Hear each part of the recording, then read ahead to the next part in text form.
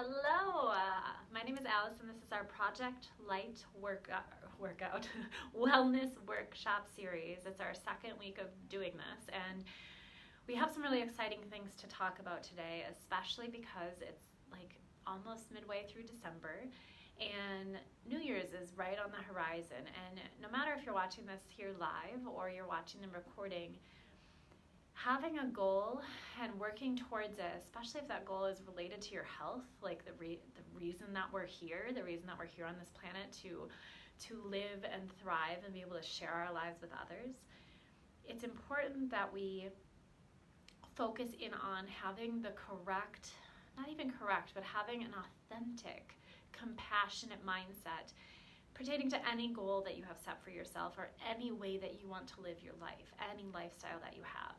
So today we're going to talk through the 3 big signs that obsessing about getting healthier, obsessing about getting fit or skinny or losing weight or living a certain way, living a certain lifestyle, the 3 signs that that obsession is actually preventing you from being healthy, from being fit, from being the person that you hope to become as you're trying to get fit or get healthy or get something.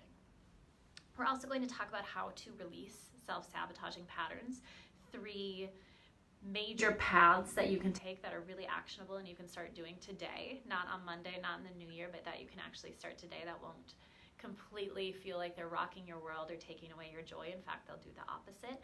And then we'll talk about key before and after red flags that you want to avoid if you're watching anybody's, social media feed, if you're starting a new wellness journey, if you're starting a new fitness or weight loss journey. These 3 before and after red flags will help you to be able to discern what kind of path you want to send yourself on as you move forward into your day, into your week, and into your new year. So let's begin with the 3 signs that obsessing about getting healthy is preventing you from actually living your best life and actually being healthy. So one big sign is black and white thinking, and this is a hard one to avoid with all of the information that's out there and all of the contradictory paths that people can take, all the extreme ways that people have tried to get a handle on how to lose weight. So if you tend to think about food in terms of good and bad, for example, like good carbs and bad carbs, good fats and bad fats, and the hard thing is this can be true in that, like, having an avocado in your smoothie, which I like to do in the mornings, that's a different kind of fat than like bacon grease, but both serve purposes as far as nourishment goes, as far as taste goes. And if we only think about foods in good or bad, the huge, what word am I looking for besides problem? The threat to our health is that we start thinking of ourselves in those terms when we enjoy those foods or when we indulge or hold ourselves back from those foods. So you just wouldn't believe how often I hear people say, oh, I was really good this weekend. I didn't have XYZ. Or I had, one of the things that I encourage the people in my Strong Mama Breakthrough program to do is to have a plant at every meal, because I'm not about severe restriction at all. And I feel like any path that you take, it should be a lifestyle, not a short-term quick fix, because that's more frustrating in the end. And we know the data that people tend to gain more weight back after they do a quick fix, even if they lose some weight initially. So encouraging people to have a plant at every meal, but I still have people saying, oh, I was really good this weekend, I had a plant at every meal. The food that you eat does not make you a good person or a bad person. Yet, even if you don't say those exact words to yourself, often subconsciously we feel this like slight bit of guilt when we have chocolate for breakfast or a cookie for breakfast, or a pastry. We feel this, I did something good for myself when we have greens. And again, it's not that either of these things are bad or good. It's the way that we are thinking about ourselves. Another thing that often happens with good or black and white thinking is what I see often as counting. And I am all about awareness. In fact, I think that awareness and compassion are the two big secrets that nobody's talking about to weight loss and to a life where you thrive and you love the body you live in. However, when you are counting calories, when you're writing down every morsel of food that you eat for a long time, when you're trying to count points or containers beyond the point of awareness, it does something to it breaks us down in a certain way in that we're not able to enjoy the nourishment of food, or we're not able to enjoy and appreciate the community that we can gather around food, or it takes away some of that so that we aren't able to taste our food in the same way. I think that I believe that if we can get back to looking at food as a beautiful life force that nourishes us rather than something that makes us fat, or something that will make us skinny, or something that is, I should only have X amount of carbs in a day. It's like foods are so much more complex than just carbs, protein, and fat. And by the way, vegetables and fruits, they're made up of mostly carbs. So I feel like we need to re-educate ourselves anyway as far as counting goes. But when you're thinking in terms of black and white, it's a really big sign that the obsession over whatever your goal is, to be healthy, to be fit, to be skinny, it's taking over your ability to just be that thing. Because you're no longer enjoying your life. You're just in this space where you're counting or thinking, I can only do this or only do this, and that rigidity isn't a way to live, and it's not a way to maintain a healthy life or maintain the weight that you want to lose.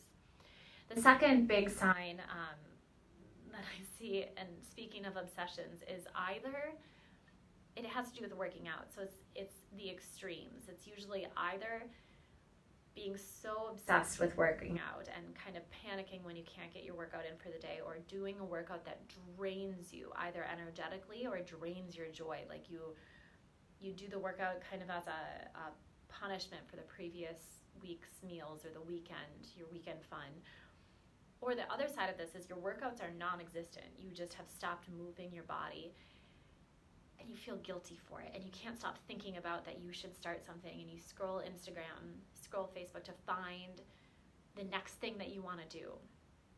And these extremes are quite obviously problematic, but when we are obsessed with something, when we're addicted to something, when we can't get our mind off of something, we're not able to focus on the things that are truly us. We're not able to focus on our truth and our path and just living in a grateful space, where usually when we're obsessed in this way or addicted in this way or living in the extremes, we're focusing on lack, on what we lack or what our bodies have too much of or too little of, and that form of lack is just that will drain your soul over time, and it's really hard to keep up with either extreme. It's really hard to continue to live the life you want to live if you're not moving your body ever and feeling guilty about it. Guilt just eats you alive, I think as much as stress. And it's also nearly impossible to keep up an extreme workout addiction, because your body will eventually stop you, or relationships will begin to deteriorate in your life, and that's not what we want to do either. And usually it's rare that people live on these extremes. It's usually somewhere in the middle, and just finding a balance. I think a big key is finding a workout that you like, that maybe even you love, but that you don't feel like you're going to die or gain 10 pounds if you miss your workout. A workout can be part of your life without you being completely obsessed over it, if that makes sense. The third sign is this sense of overwhelm, because you read all the books, you get these magazines, these health magazines, Self and Shape, and you read all the things, you listen to all the podcasts, you buy the audiobooks, you plan even, right? You buy the meal plan, or you get the free ebooks. but you never quite take action because the sense of overwhelm is just so strong. And I feel this way often about other areas of my life. And the thing, well, we'll step right into how to release self-sabotaging patterns, but I'll tell you, it's taking action. It's just shaking it up. One of my favorite people to listen to, Marie Forleo, talks about taking messy action. And it's just when we're in that place of overwhelm, everything that we need to do or we think we're not doing enough of, all those tapes are swirling up here. And if we can just step into our bodies and take an actual step, that changes everything. That gives us positive momentum, and or it helps us to learn what we want to be doing or what we don't want to be doing, what speaks to us, what moves us, what lifts us up, and what drains us, so we can adjust from there. But if you don't take action, the overwhelm is only going to stick. So let's move right into how to release these self-sabotaging patterns. So the 3 signs, just to kind of reiterate, the 3 signs that obsessing, having the obsession to get healthy or to get fit, to get thin, whatever that obsession is preventing you from being healthy, is when you have black and white thinking, when you have an extremist view, particularly about working out or eating, and when that sense of overwhelm keeps you, it's like that analysis paralysis, it keeps you from taking action. So if you relate to any of these, I would love for you to just share which one hits home for you that you've experienced in the past or you're experiencing now. So if you just type in the comments below, 1 for black and white thinking, 2 for extremes, and 3 for overwhelm. And then we can keep talking from there. Moving forward into how to release these self-sabotaging patterns. It's really simple, but it's not necessarily easy, because if it were as easy as saying, just eat these foods, just follow this menu, we would all be the weight that we want to wear. We would all feel the energy that we want to feel. But the work comes in looking internally. So this is what I mean. So the first thing that we can do to start releasing these self-sabotaging patterns is to be more mindful, to be more aware. And this sounds, I'm also often hesitant to talk about this outside of my wellness groups, because awareness and mindfulness, they become such like trendy words, and I feel like they can get a little cliche. So what I mean when I talk about mindfulness is the quality of spaciousness. So giving ourselves just a little more space, which I know feels impossible when we are so busy in this constant state of go, go, go. And it's like Brene Brown talks about wearing busyness as a badge of honor. So instead, if we can have a mindful way of eating, working out, and resting, you will be amazed, astonished at how much your life blossoms and grows and actually becomes, you get more time, you get time back. So mindful eating, again, something I teach in my breakthrough program, is how to build more enjoyment and gratitude and awareness and true nourishment around your meals and within your meals without adding hours to your day. So one way to do this, the simplest way and the way that we begin with, is to just pause and take 3 breaths before you eat any snack. And I'll tell you, I think the mindful eating, the breakthrough program it's not a weight loss program, although the women who lose the most weight comment that the mindful eating portions of the program have by far the largest impact on their physical and mental transformation. And this is why. So often, we're guzzling coffee drinks. That's me. I reheat my lukewarm coffee like 3 times a day. Or we're eating in front of the TV or listening to something while we eat, or just rushing through dinner because we've got to get the kids into bed. We so rarely take the time to just breathe and just eat. I mean, when is the last time that you just ate without watching something, perhaps without talking to somebody, just enjoyed the food in front of you? So stopping, and I'm not saying that you have to eat in silence or that you can't have entertainment while you're eating. It's just, if you practiced for 3 days just taking 3 breaths. I mean, if we timed it out,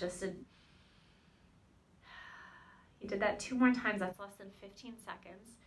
It will change the way that you eat, because you will begin to notice when you reach for the raisins and cashews, again, my pattern, because you're feeling rushed or stressed, or you feel like you won't be able to eat again for another 4 hours, so you might as well grab something while you can. Or while you're just like enjoying chips and guac with a friend, and you just keep reaching. And I know that in social situations it can be awkward to just sit and breathe. But if you just take 1 breath before you put something into your mouth, it helps you to taste the food. It helps you to be present, and again, to come back into your body instead of being in this numbed out space of that media often does for us, or instead of worrying about the future or reflecting on something in the past. Like, you're just able to be here now, and that is such a gift to give yourself. A mindful way to work out doesn't necessarily mean you have to do like qigong or something really slow, or a slow flow yoga. It just means being present in your body. And a way, again, that I teach this in the Breakthrough program is by giving positive affirmations. So just having 1 positive affirmation or mantra that you focus on through your workout. And it could be simple as, I am strong, or I honor my body. And if you want a few examples of these positive affirmations, I'll put a link below in just a couple free workouts that I've shared over time, that the mantras are incorporated within them, along with an intention behind the mantra, so that you can engage in your workout with more purpose. And again, studies show that when you are thinking about the exercise that you're doing, instead of trying to pass the time with TV, your body actually gains more strength. It's just phenomenal. And also, a side note, this is my nerdy personal trainer side coming out, when you stretch after an exercise, after a strengthening exercise, you actually gain more strength as well as flexibility. But if you're paying attention to your body, you know what you need to stretch. Like, you know the muscle that is burning, or you know the muscle that has a lot of heat in it and that you want to open up, that has been contracting. So there's so many reasons to exercise mindfully instead of just trying to make the time go by as quickly as possible. Third, resting.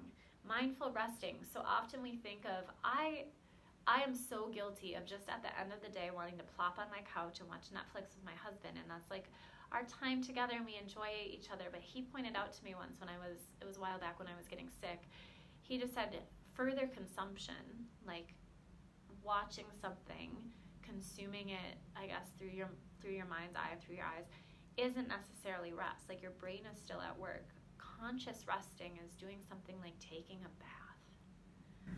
Or yet another pillar that I teach in my program, my Breakthrough program, is having a gratitude ritual before you go to sleep at night. Just having something that helps you be really present, be here now, and allow yourself to rest. Because if you are able to rest mindfully, and this is something we don't talk about enough, especially as far as weight loss goes, and when you're able to rest fully, you have more energy, so you don't seek out the caffeine and the sugar when your body is feeling tired at 2 p.m. And you don't kind of half-ass the workouts that you really wanted to push in because you're so tired. So mindful rest, mindful eating, mindful working out, that's the first way, the first very powerful way to just cut out and to release self-sabotaging patterns. Because that first step of releasing self-sabotage is noticing that it's happening. Oftentimes we wonder, why is the scale not moving? Or why am I not gaining the energy that I thought I'd be gaining? Or why isn't this meal plan working for me? And it's because we don't notice the things that we're doing, the way that we're cutting ourselves down negatively, the way that we're treating ourselves, and how that is actually self-sabotaging any efforts to make a true change. Second, self-reflection. And again, this sounds like mindfulness. It sounds like that awareness piece. But I think what self-reflection does is it takes all the things that we think about and that are swirling around in our minds, and when we put them onto paper, magic happens. It's similar to talking to a therapist, where all of a sudden you say something out loud, or talking to a friend that you really trust, and you think, whoa, I didn't realize I thought about it that way. Or you're able to see your subconscious in a new light. And if you want a gift I would like to give you is, if you want a powerful self-reflection tool that kind of circulates around releasing self-sabotage and goal setting, go to AllisonMendica.com/project light and scroll to the very bottom, and you'll see a free guide that I want to give out. I want to share with the world because this type of self-reflection can be so powerful. It was one of the modules in my Strong Mama Breakthrough program that I just got so much positive feedback for. So I thought, we've got to make this available for everybody and anybody who wants to create positive change in their lives and release the self-limiting ish that keeps showing up. Third, some mindfully eating, working out, resting, living your life.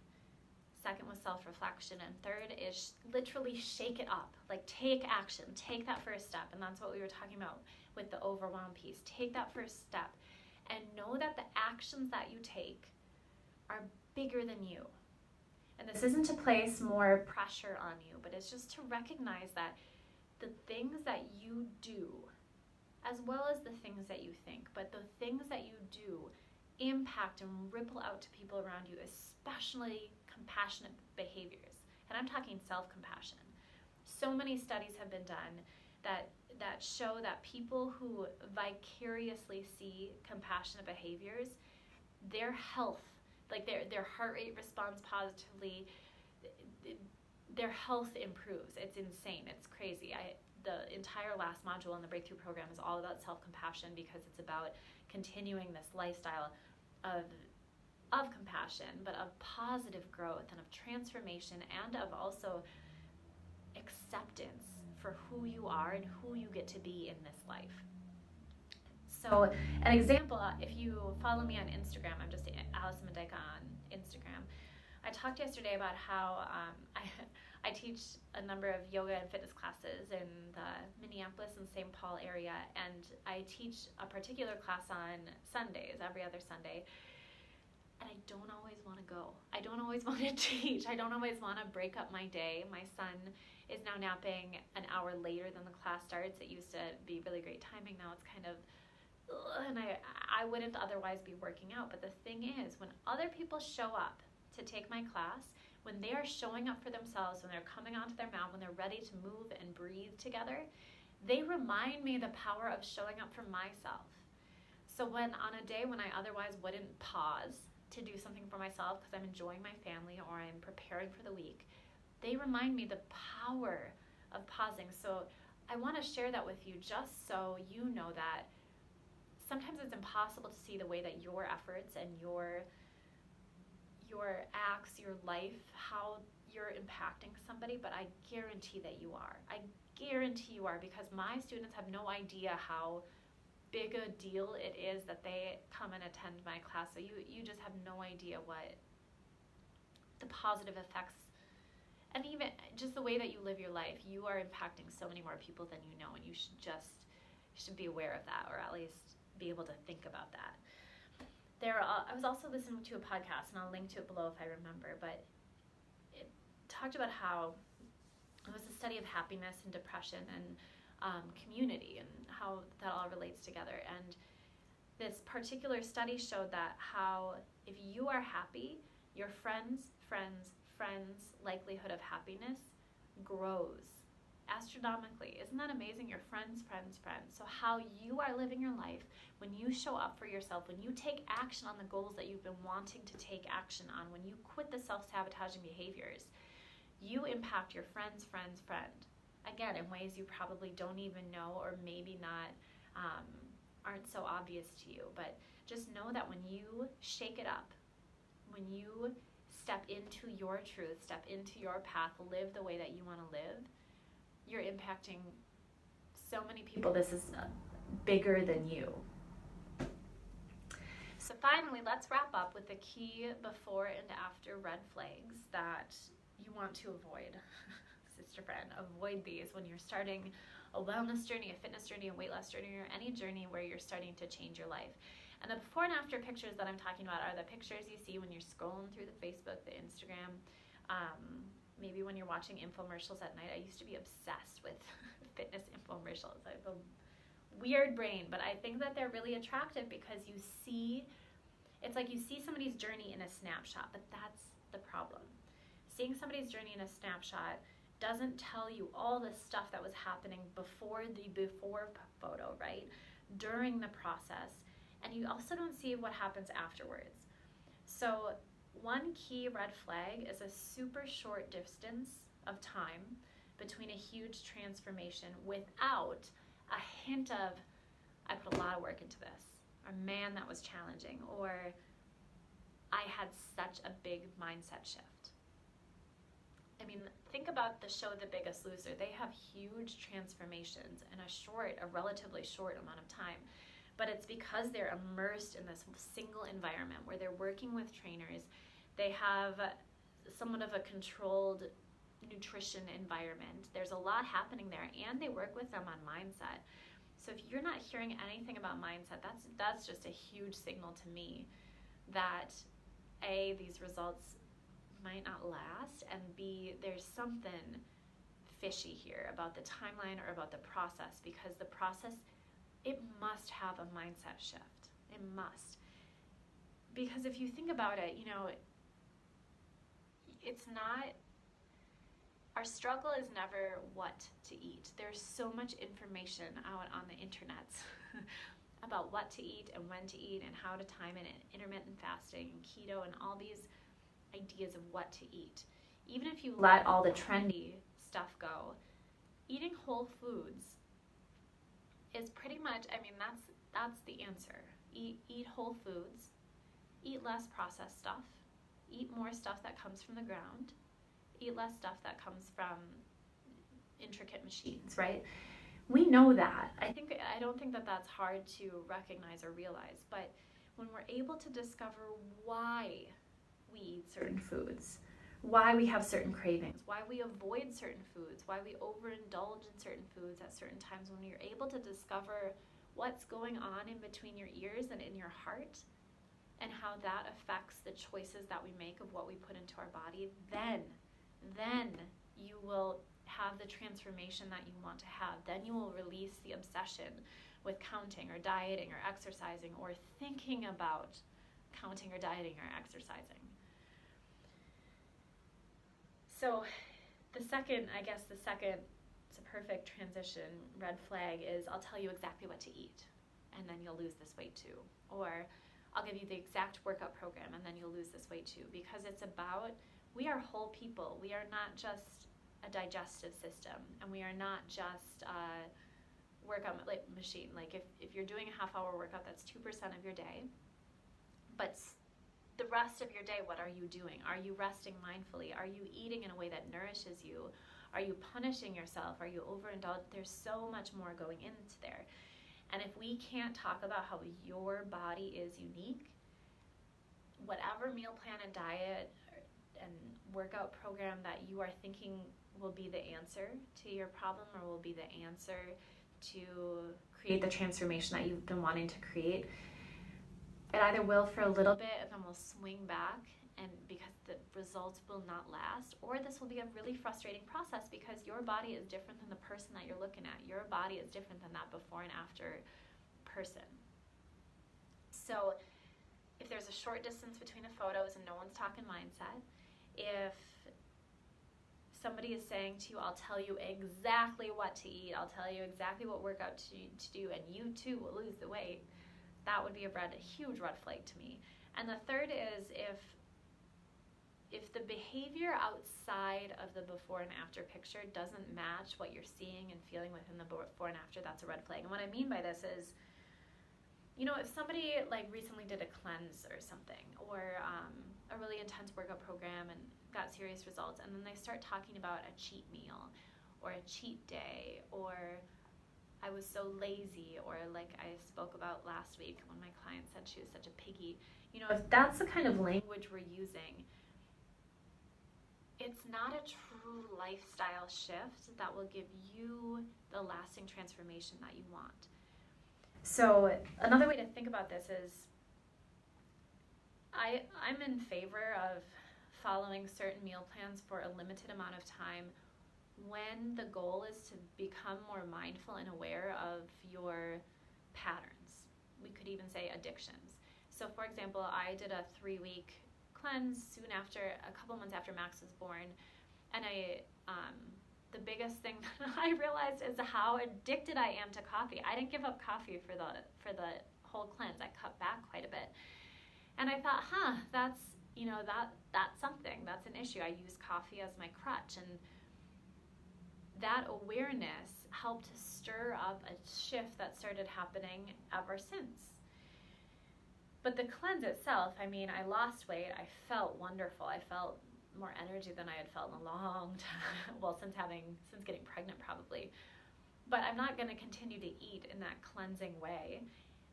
But it made me more aware of my patterns. And I think that can be so powerful. So if you're seeing within the text of a before and after that, this regimen was followed, but now I'm cheating, or I can't stay on this path forever, it would be something to consider of how could I achieve the results that I want to achieve, especially if this before and after looks so attractive to me and I want to follow that path.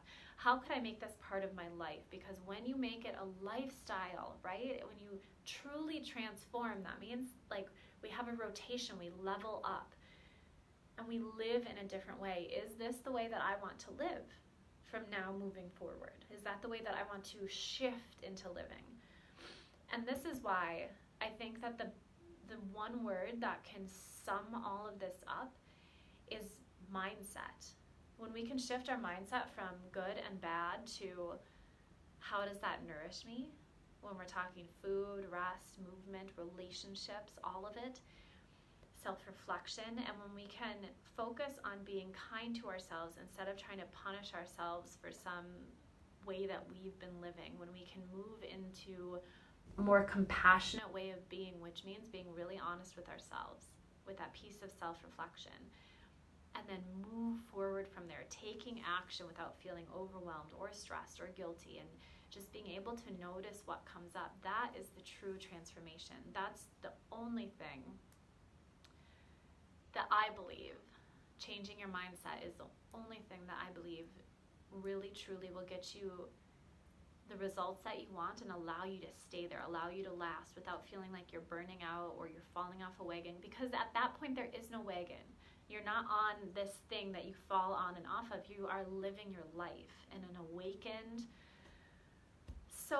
such a kind, awakened, compassionate, aware way. And I can't tell you how freeing that is, how freeing that is overall. So I would love to know from you what the biggest takeaway was today, and if you can relate to any of these feelings of obsessing about getting fit, or if you see other people in your world doing that, if you can relate to self-sabotage and feel like making little shifts within your mindset and self-reflection and just taking the freaking action would help you with self-sabotage. And finally, if you've seen any before and after red flags. So leave a comment below. Tell me the biggest takeaway that you felt or that you noticed, that you thought of as you were watching this. And if you would like that, I was going to call it a handout, but it's really just a guide that you get to download, and it's a powerful goal-setting exercise where you really dig deep into self-reflection, and you get to see who you are and who you want to be, and what that gap looks like between those two places and how to bring that closer together. I would love for you to have that in your toolbox, in your repertoire. So if you go to AllisonMendyka.com/Project Light, you'll see it right there. Scroll all the way to the bottom and you'll get to grab that guide. It's completely free. I'll also post the free workouts that I talked about below, and then I'll post the link to that podcast if I can pull it back up. But thank you so much for joining me. We'll be here same time next week for our Project Light Wellness Workshop. And the purpose of these workshops are to lift the burden, lift the weight of all of the guilt that we carry around, whether it's from misinformation or from our own self-sabotaging habits when it comes to the way that we want to live our lives and the way that we want to look at ourselves in the mirror. So my hope here is that we can shine a light on how powerful you already are, your intuition, your wisdom within your body, and how freeing it can be when we let go of that stuff that doesn't serve us, the stuff that hasn't been working, whether it's trying to follow certain meal plans and wondering why you're not losing weight, or trying to stick with a workout program that you hate. If we can shift out of that trying and just sink into things that bring us joy, everything changes. It's a powerful path. So if you would like any more information also on my breakthrough program, I would love to share it with you. So just comment breakthrough below, and or send me a message, and I'll get you up to beat. I'll get you up to date about the breakthrough program. So thanks for watching. We'll be here again next week, and I look forward to talking to you again.